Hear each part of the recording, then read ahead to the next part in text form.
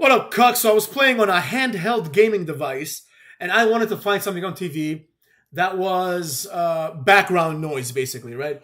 But I didn't have the energy to like look around Hulu or Netflix or anything like that. So I just went. Picked up my remote, and I'm scrolling around for like 2 seconds, and I see Love and WWE. So I'm like, what the hell is this? All right, it has WWE. Let's give it a shot. I click it. It's a show starring Bianca Belair and Montez Ford, right? And chronicling their relationship. It's like Ms. and Mrs., except with Montez and Bianca, right? Now, I actually found the show to be kind of decent. I didn't watch much of it. It's like they're like 30-minute episodes. I was playing Metal Gear Solid, right, in my handheld, motherfuckers. So I wasn't really paying attention. But the truth is, right, we have to give credit where credit's due, right? Like, I didn't realize, I almost feel bad about saying Montez is a jobber, right? I mean, he is a jobber, but I like the guy. He's entertaining and he's fun. He seems like an entertaining guy. Seems like a good husband. Seems like a good man, right? And same thing with Bianca. You know, they have like a nice house. They seem to be in love. You know, a lot of good things, right? Now, because this is BS reality, it's not like their actual lives. It might even be their actual house. Who knows, right? But the point is, we find ourselves in a situation where it's like they need storylines, right? And one storyline is Bianca Belair is the main eventer and Montez is a jobber. Right now, they work out together. It shows Angela Dawkins. It shows like Omos, a bunch of other wrestlers, right, that they're friends with, like Liv Morgan and things like that.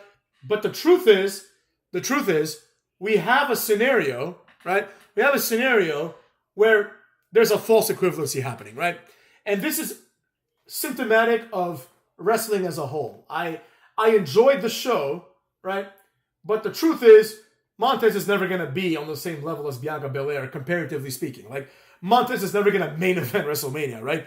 And the reason for that is just because the standards for men in WrestleMania and in WWE are significantly higher, right? They are preposterously higher, right? There are a lot of people that will never main event WrestleMania, right? And I mean, arguably, I would say that Bianca Belair also did not main event WrestleMania, right? You have to be the main event of night 2, as far as I'm concerned. Cuck.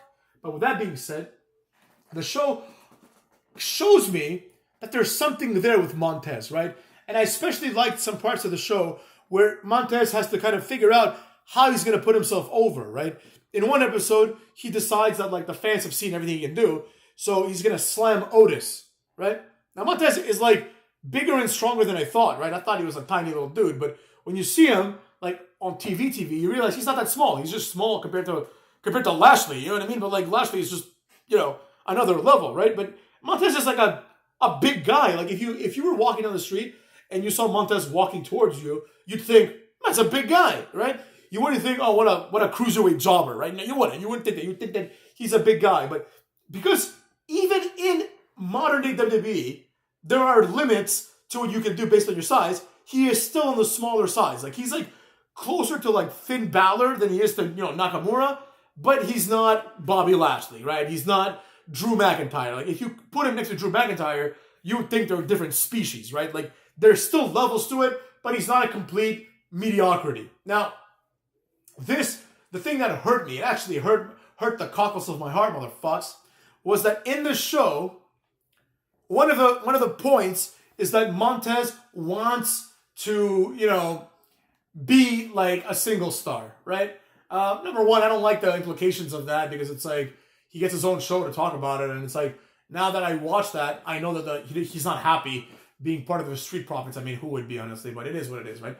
There's that. Then there's also the fact that it's Montez's childhood dream to main event WrestleMania and become WWE champion. Now, I don't think he's going to achieve either of those things, but hey, you never know, you know? Like, he's closer than a lot of people are, obviously, right?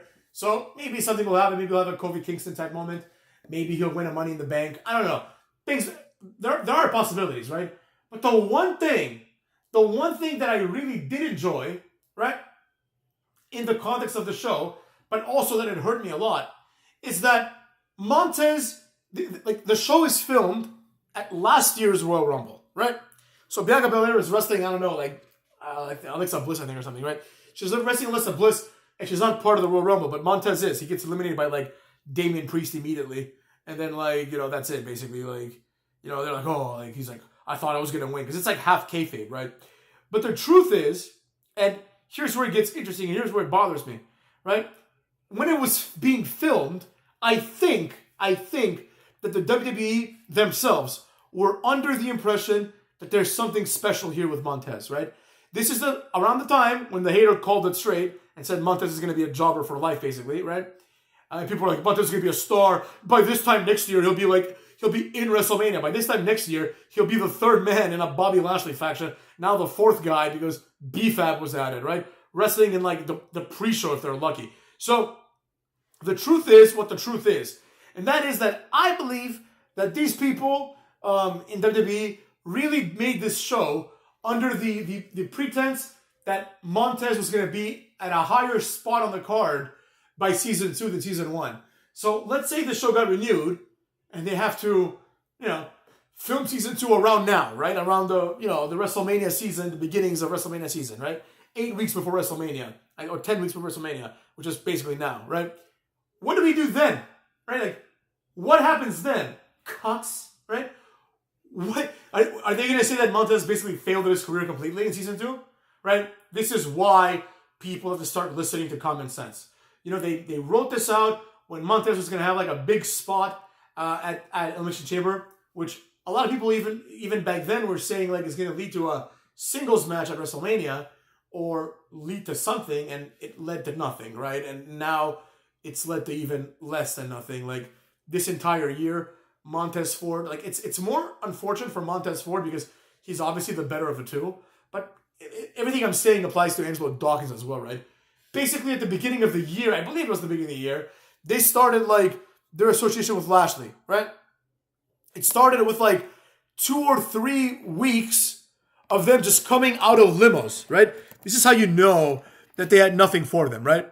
Basically, like these people, Montez and Lashley and Dawkins, they just keep coming out of limos inexplicably together wearing suits, and we're supposed to be impressed by this, right? But the truth is, you can say it however you want to say it, but the truth is, cuckolds, that whether they win or whether they lose, and whatever it is that they do, they've accomplished absolutely nothing this last year. They just got in and out of limos and just wore suits while Bobby Lashley cut a promo here and there. They had like 3 matches. Nobody gave a flying fuck. So with that being said, it doesn't really matter what happens. They've done nothing, but what are you going to do, right? There's nothing to be done here. Whether they're faces or heels, working with or without Bobby Lashley, this year is a disaster for Montez Ford, and I'm not happy about it because, quite honestly, while watching the show, I started to like the guy all of a sudden, right? I kind of want him to succeed now, There's something there in the sense that he seems like a good guy and he is charismatic in his personal life.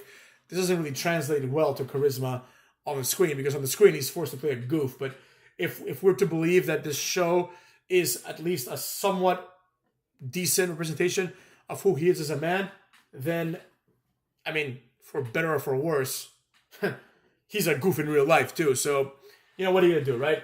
As far as Bianca Belair goes, one of the points is that she and Montez Ford wanted to have children, right? And it's like, what does she do, right? Does she like take 2 years off of work basically to have a child? Or what? How does that go down? Now, it doesn't really matter, but here's the problem, right? Bianca Belair, at one point in the show, she says she wants to cross over into the mainstream, basically, like The Rock, Batista, and John Cena did.